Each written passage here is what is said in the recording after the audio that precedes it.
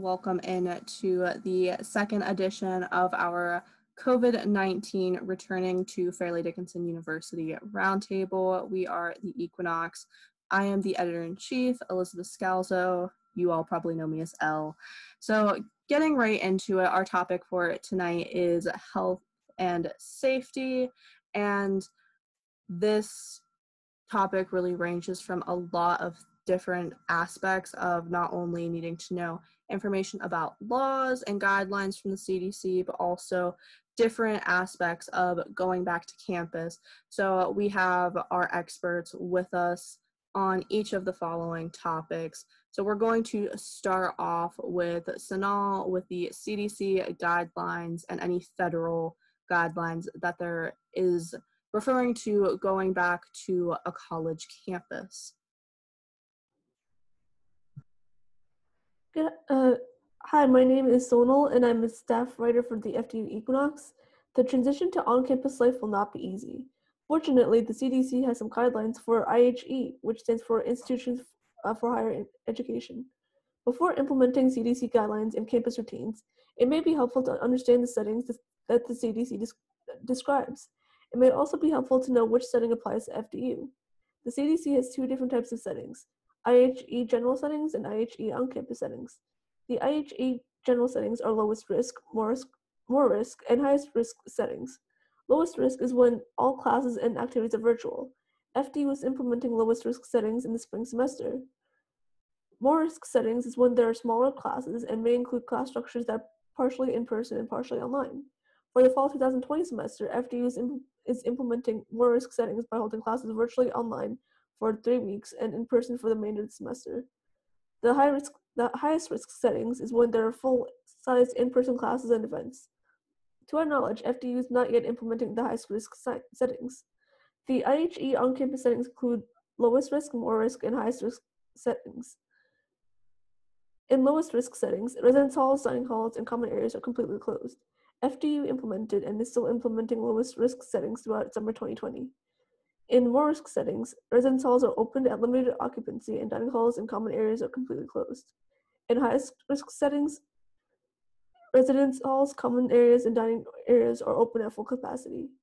The transition raises many concerns for people, so the CDC recommends that IHEs designate an administrator or administrative office to deal with these concerns. Concerns surrounding the transition stem from the fact that the FDU metropolitan campus is largely a commuter campus. CDC guidelines advise commuters to make their daily commute alone regardless of the mode of transportation. When students set foot on campus, there are other guidelines to be aware of. For instance, CDC guidelines for classrooms recommend that desks and chairs are placed 6 feet apart facing the same direction to ensure that students remain 6 feet apart in classes. It is advised that students, faculty, and staff bring their own water bottles to avoid using water fountains. The water fountains should be disinfected frequently. While staff and students remain on campus, the CDC advises that staff are trained on the relevant safety protocols and that students and staff perform self-checks. I have emailed the Director of Student Health Services and Nurse Practitioner April Cutrano, as well as staff nurses Helen Donovan, Laura Hogan, Joanne Jaworski, and Jude Reyes. They referred me to Angelo Carfagna, and we are currently waiting for more information. It is also recommended that there are flexible absence policies for students and staff. I have emailed Victoria Krasik from Human Resources, but I'm still waiting for a response. There are many questions surrounding FDU's implementation of CDC guidelines. I plan to explore the answers to the following questions. Will FDU designate an administrative office to handle situations surrounding COVID-19 on campus? What is FDU doing to stay informed of local regulatory agencies' policies? What is FDU's role in the community response efforts of TNEC and Hackensack? Will classes run remotely to accommodate classes that cannot run remotely? Will some classes run will larger classes be held remotely, or will they be broken down into more sections with smaller class sizes? How often will disinfection take place? What are the health and safety precautions that will be taken for campus events and activities? How will the Student Health Center accommodate social distancing measures? How will the Student Health Center keep students who are exhibiting symptoms of COVID-19 from infecting other students in the waiting room while adhering to HIPAA guidelines? Maintaining the good health of the FDU community is a priority. There are measures that will have to be taken on a daily basis to achieve this goal. The collaborative efforts that we make now will bring us closer to a healthier and safer post-COVID-19 future. Thank you, Sonal. Something that I thought was an interesting point, is what is really going to be happening with student health whenever we're going back. Right now, as of prior semesters, they run on a Monday through Friday 9 to 5 schedule. So what happens if someone's presenting symptoms on the weekend? Are they automatically going to send them to the hospital? Is there going to be like some sort of guidelines for that? Is there going to be a specific person you call? There's a lot I'd like to know about student health, and maybe we will get a response from them in the near future, and we'll be able to discuss in a later roundtable meeting to update everyone who's watching with what exactly their plans are. But I feel like there's just a lot of questions on how that's going to work and what exactly the protocols are for the COVID-19 symptoms and what they are going to do to keep us all safe on campus.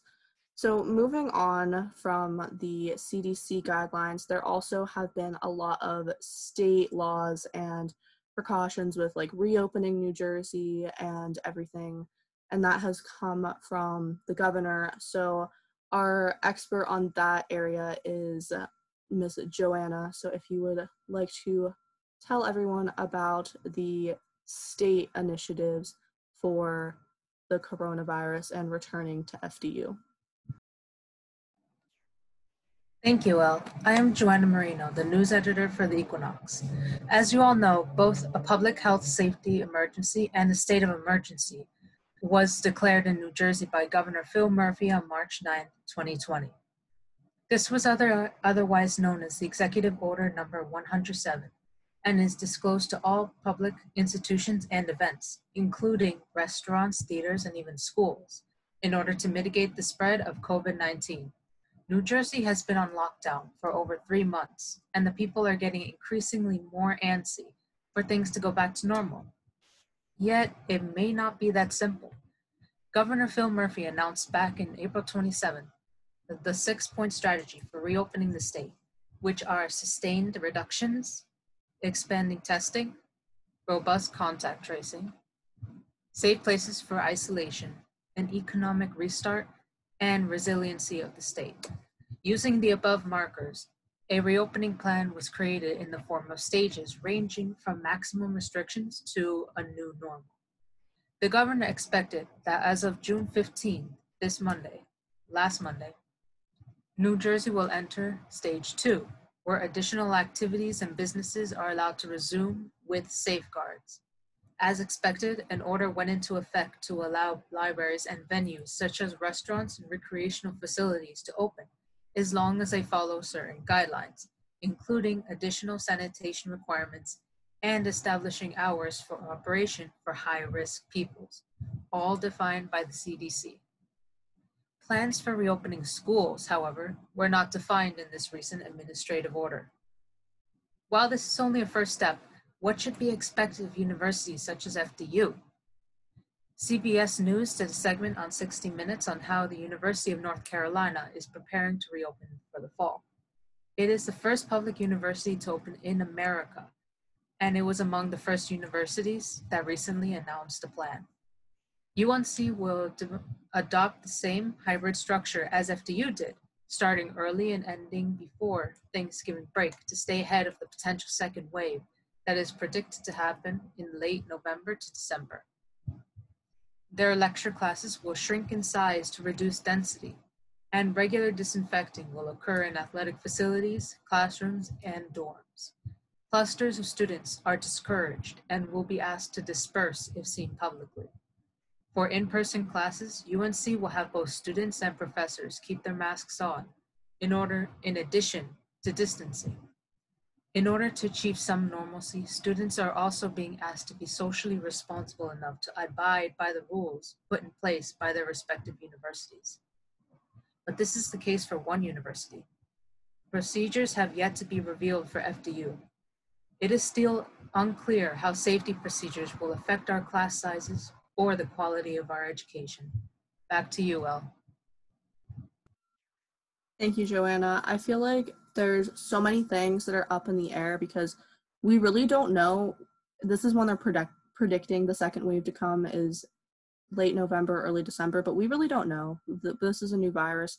This is all just predictions of what's going to happen. And I feel like that's also one of the reasons why it's so, like, there's so much pressure to reopen everything because of the economy and everyone needing to go back to work, everyone needing to get back to school. You know, it's not ideal to have online classes, but at the same time, it's the question of how is it going to be safely done and what are the precautions that are going to be taken. And I think that the University of North Carolina at Chapel Hill really is going to be a guideline for a lot of universities when they reopen, because they do have plans and they really are trying to do everything in their power to protect their students. So moving into specifically what FDU is going to be doing, we're going to have Amaya talk to us about on-campus testing and quarantining students and information regarding that area. Hi guys, I'm Amaya and I am the managing editor for the FDU Equinox, and my focus for this specific segment is how students could potentially contract the virus and what the school is going to do if that were a case, and if they do, especially regarding international students, what will be the procedure following the contraction of the virus. So let's begin. We are at about 7 weeks of summer left before we return to classes, excuse me. We, as stated previously in our last roundtable regarding COVID-19, FDU is starting school a week earlier on August 17th. The first 3 weeks will be online, and then we are supposed to return no earlier than September 8th, the day after Labor Day.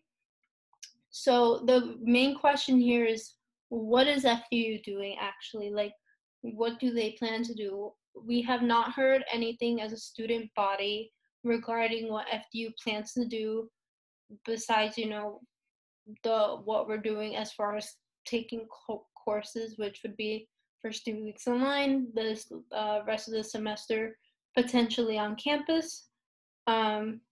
So I went on a search for some answers. I contacted several people who I thought maybe would be able to know something, what FDU was planning to do. And unfortunately, I got no response. Some of these people include our provost, Julian Small. I also contacted the dean of students for the Metropolitan Campus, Vidal Lopez, and also the director and nurse practitioner for the Metro Campus Student Health Services, which is April Quatrano. None of them responded to me. However, I did get a response from the Associate VP of Communications, Angelo Carfagna. Hopefully I did not pronounce his name wrong. But I asked, and his response was, in his email to me, I'm sorry, I should clarify. The task force that is focusing on this specific matter is working on these testing plans and protocols as we speak. Therefore, meaning they have no response as of yet. The task force is considering the best options, and yes, the task force will work with the guidelines from the state and appropriate health authorities. We are waiting on further information. This is directly from his email to me. We are waiting on further information from the state before we finalize our plans. However, he did note that as soon as this information would be made available, the FDU student body and faculty would be the first to know. And I did not previously mention this, I'm sorry, but some of the questions I asked were, how will students be tested for COVID-19? Will the test be provided by the school? Question 2, if students tested positive and are residents, how will the school go about quarantining? Will students be sent home? This is for people who live in the country, maybe down the shore in South Jersey, maybe in surrounding states.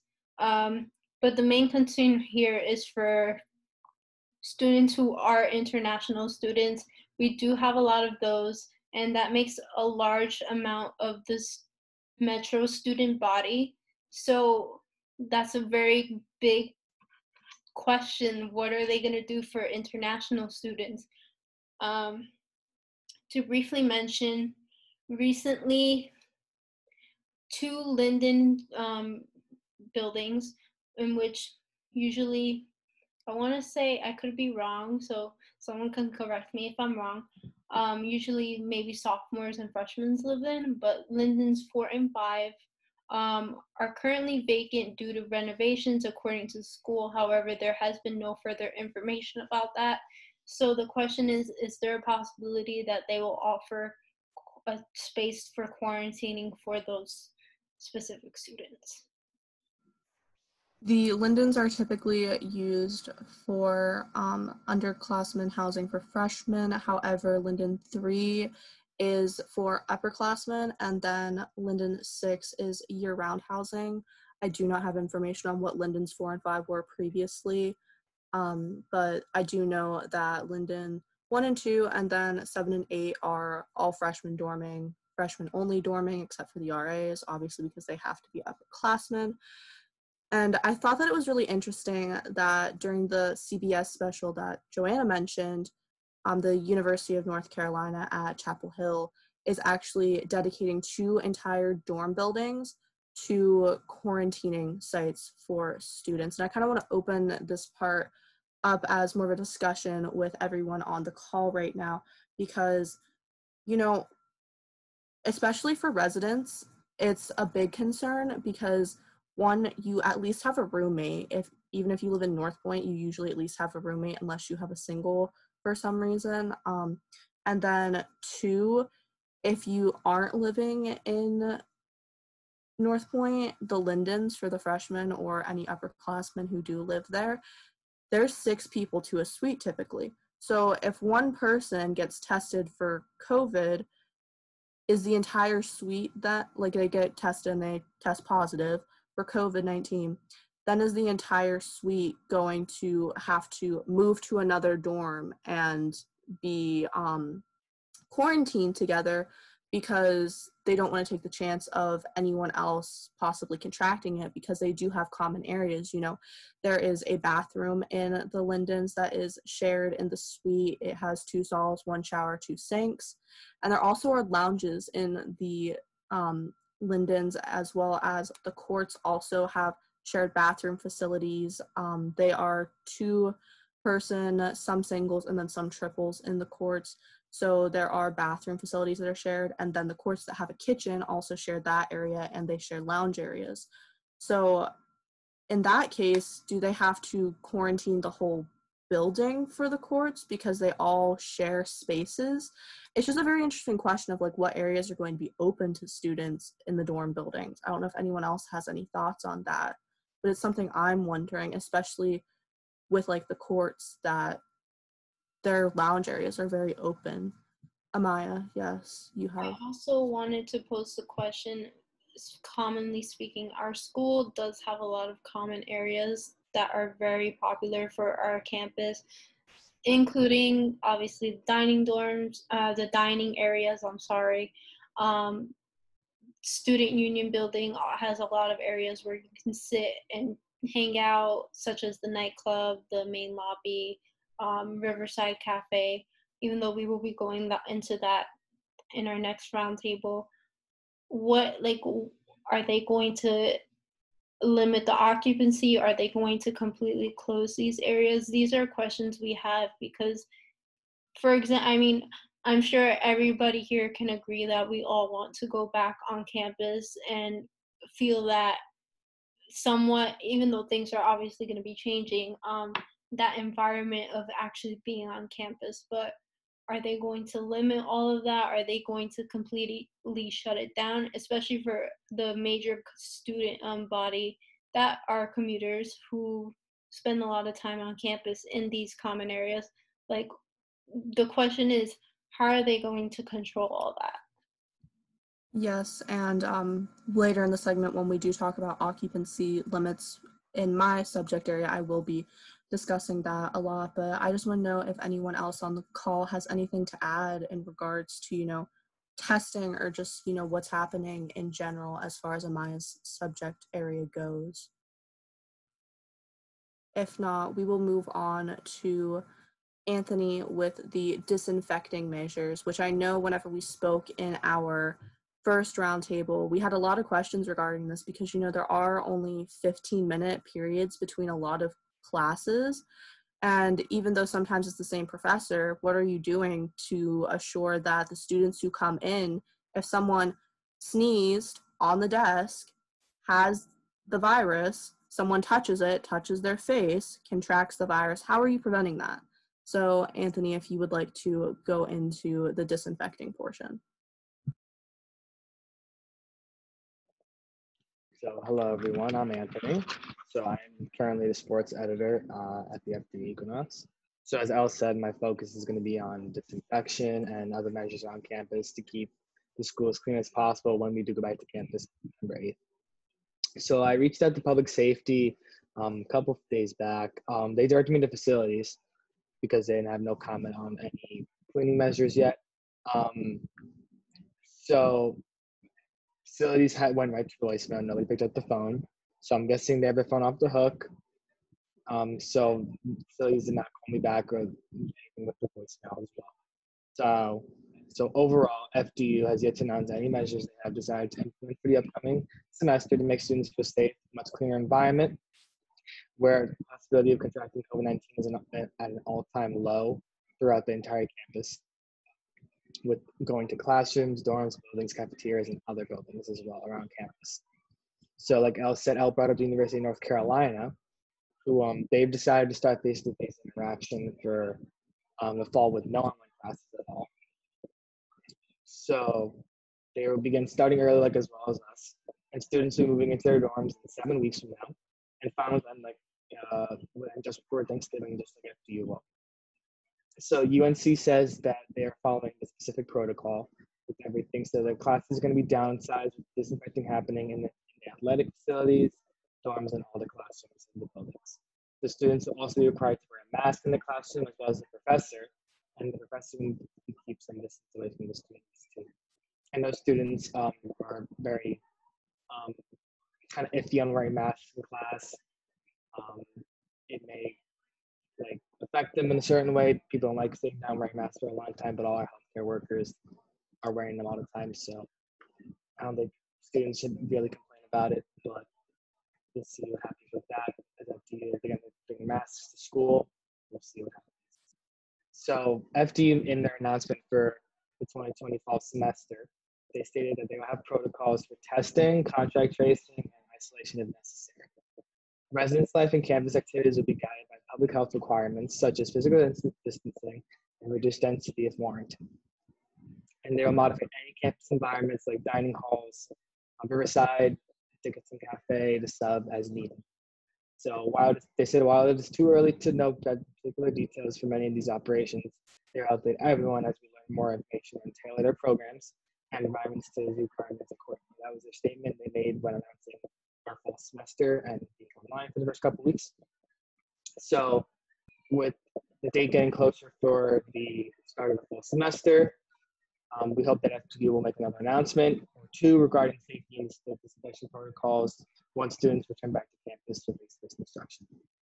So back to Thank you, Anthony.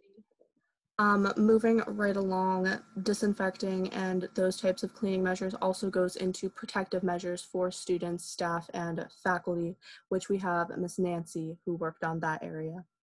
Yes. Hello, everyone. I'm Nancy. I'm this year's entertainment editor for the Equinox. And as Elle said, my focus will be, which to be frank is still up in the air, ACHA, which stands for the American College Health Association, and their considerations for reopening institutions of higher education. So ACHA is a Maryland-based organization of college health professionals throughout the United States. And I want to note that the following policies are merely suggestions for these higher institutions and are subject to change based on local and federal guidelines at the time of our return.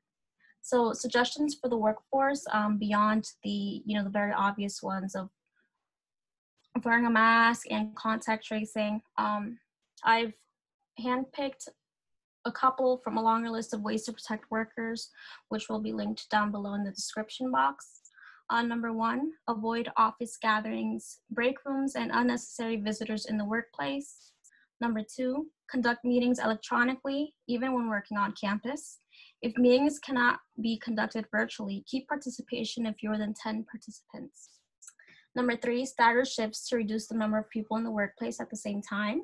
And number 4, allow those who can work effectively from home to be the last to return and/or delay the return to campus. Now, moving on to suggestions for instruction and learning environments.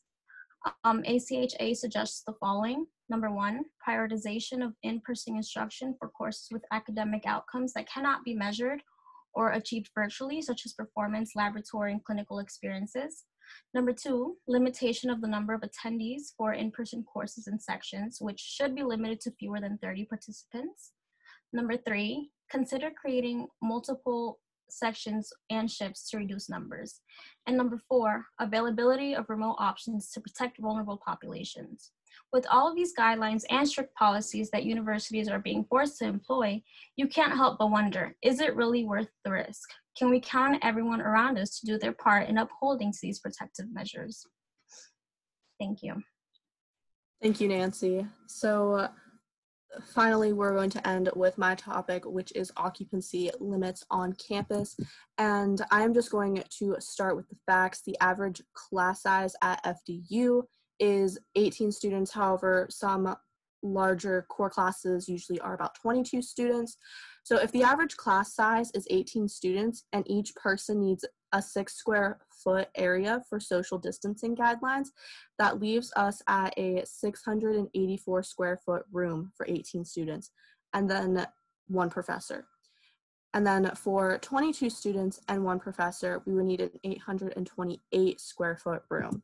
While there isn't specifics about every single room on the FDU campus, there are not a ton of larger lecture halls, which means that a lot of our rooms are not going to be able to hold the capacity of the amounts of people that they normally do. Social distancing is going to be a priority whenever we go back to campus, so it's going to be really interesting to see the classroom structure whenever we return. This also brings the question of how are we going to social distance within common areas. So for example, if there's an occupancy limit on the fitness center, but you also have to social distance from people while you're in there, how are you going to tell a student they can come in, but they can't do their cardio workout because the cardio room already has too many people in it? It's a very interesting question of, are people going to have to sign up for times to work out, and how is that aspect of things going to work, as well as common areas like Riverside Cafe or the library. How are you going to keep students from congregating in those areas? And how are you going to hold them accountable to make sure they keep everyone safe? The final thing that I would like to touch on is the student union building, where the majority of programming is held for all clubs and organizations on campus. It's even home to the newsroom for the Equinox. So I've been to events in the nightclub with 150 plus people in them. And how is that going to be maintained? Are they going to have people at the door counting everyone that comes in? Is that going to be the sub-staff's responsibility to, we usually have stats, but during events, sometimes we just have so many people coming in and out, we can't keep track of how many people are in the room. And also there are some rooms that you can rent out, like the multi-purpose room in the Rutherford room, that don't have the sub-staff in them. In addition to that, it's the question of a lot of the rooms in the sub, specifically the Roxton, Vancouver, and Union Conference room, won't be big enough for even small organizations to hold events in. So to conclude, a lot of restaurants are having to cut their occupancy limits in half, and that may be what has to happen for clubs and organizations, but it is going to be interesting to see how the university actually enforces that within those areas that aren't normally monitored. So we would like to thank you all for tuning in to this week's health and safety episode of our roundtable series, and we hope to have more answers for you from our officials at the university, as we right now have had a lot of phone calls and a lot of emails that are left unanswered. Time has almost run out, so I would just like to say please comment, like, share, and subscribe on our YouTube channel and like our post on Instagram. Thank you so much. Bye.